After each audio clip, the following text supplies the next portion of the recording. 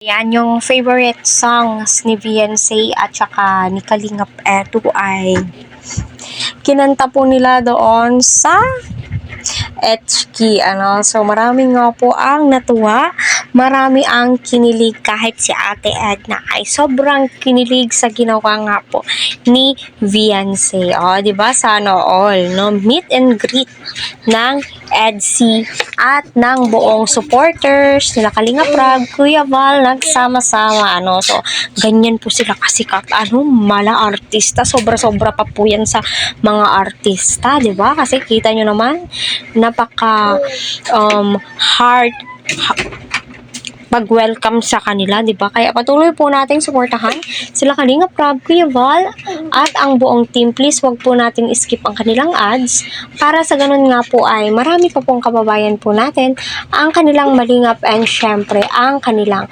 matulungan. So, shout out po sa lahat ng Team EDC out there. Na sumusuporta kila Kuya Val Santos Matubang naway nasa mabuti po kayong kalagayan. So, sino ba naman ang hindi kikiligin?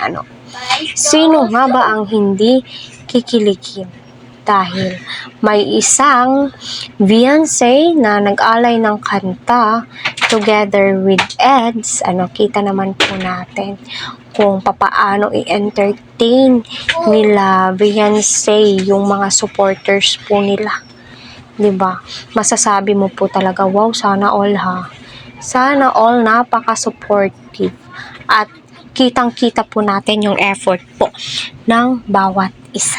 Diba? Kaya patuloy po natin silang suportahan. Tangkilikin po natin ang kanilang mga video. Huwag po natin skip kasi malaking tulong po yan.